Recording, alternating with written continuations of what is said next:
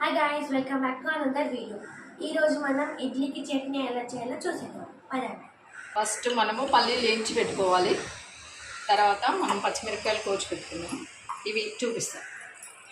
కొంచెం ఆయిల్ వేసుకొని ముట్టించుకోవాలి. స్టవ్ ముట్టించుకొని అందులో కొంచెం ఆయిల్ వేసుకోవాలి. కళాయి మంచిగా వేడి వచ్చేదాకా ఆయిల్ వేసుకోవాలి.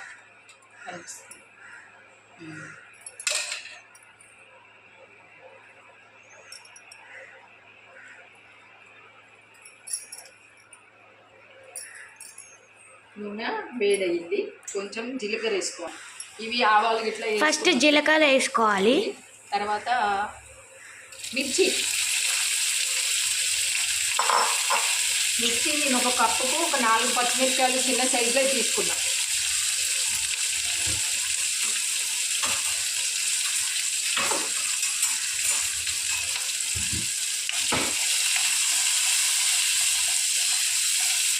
మేము ఫస్ట్ జీలకర్ర ఇంకా పచ్చిమిర్చి వేసుకొని బాగా కలుపుకొని గోల్డెనిష్ కలర్ రావాలి.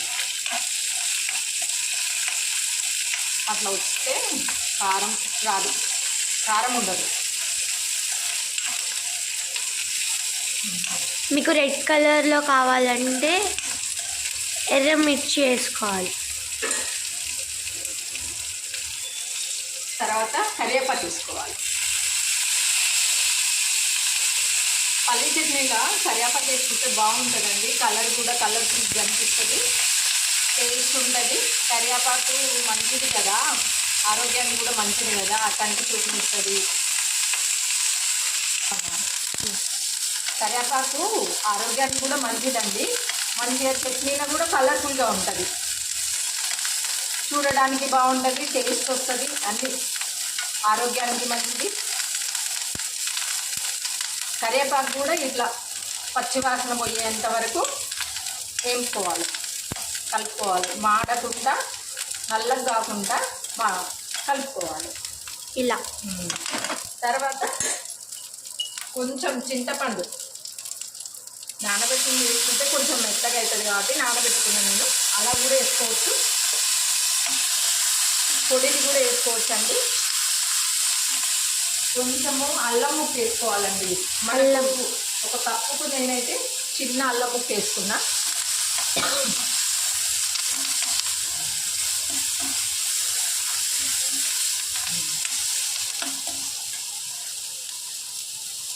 రుచికి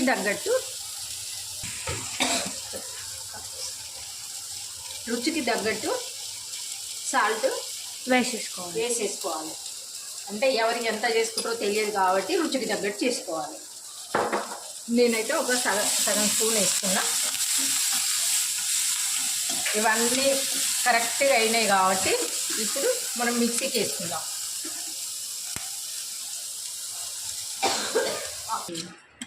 మనము గోలిచి పెట్టుకున్న పచ్చిమిర్చి, కరివేపాకు, అల్లము, జీలకర్ర ఇవన్నీ ఉన్నాయి కదా, దాంట్లోనే డైరెక్ట్ పల్లీలు వేసుకొని మిక్సీ పట్టుకోవాలి. చూపిద్దాం ఇప్పుడు. చెప్తాను. ఇంట్లో కొన్ని నీళ్ళు వేసేసుకోవాలి, కొంచెం వాటర్ వేసేసుకోవాలి. మనకు మెత్తగా కావాలి, మనకు తగినంత సైజులో కావాలి కాబట్టి లూజు. చట్నీ గట్టిగా ఉంటే తినలేం కదండి, కొంచెం లూజ్ చేసుకోవాలి.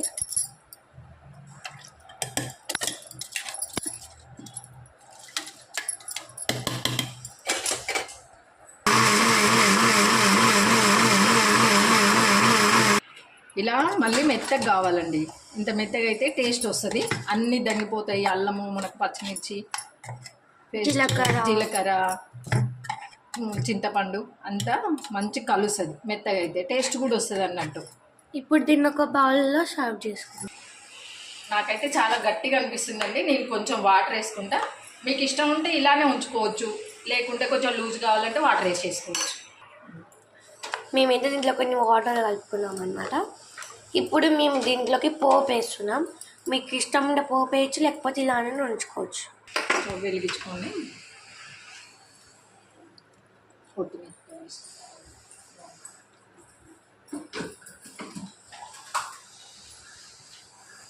దీంట్లోకి 2 ఎండు మిరపకాయలు అయితే వేసుకుంటున్నాము.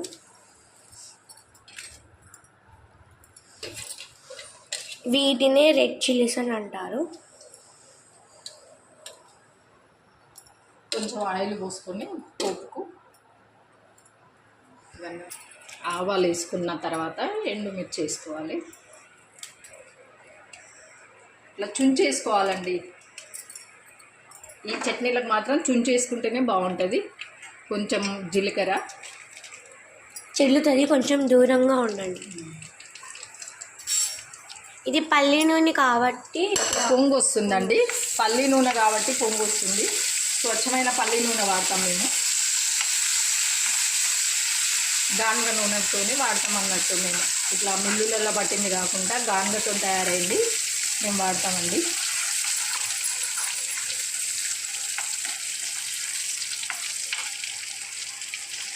ఇప్పుడు కొంచెం కరివేపాకు వేసుకుంటున్నాం, కర్రీ లీవ్స్.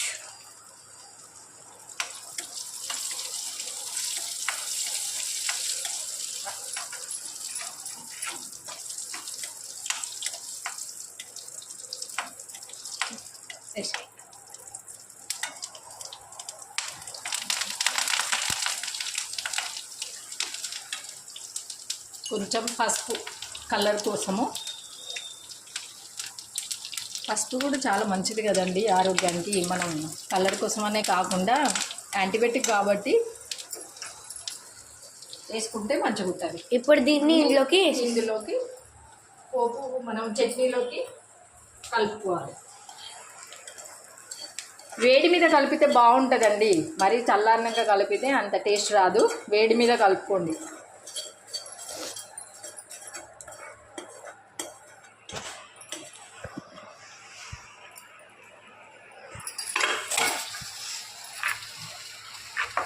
చూసారు కదా, కలర్ అయితే చేంజ్ అయింది. కలర్ చేంజ్ అయింది. టేస్ట్ నాకు చూపిద్దాం. ఇప్పుడు మేము అది ఎలా ఉందో టేస్ట్ చేసి చూపిస్తాం.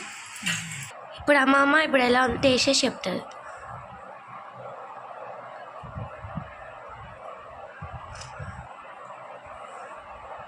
వావ్, చాలా బాగుందండి. మీరు కూడా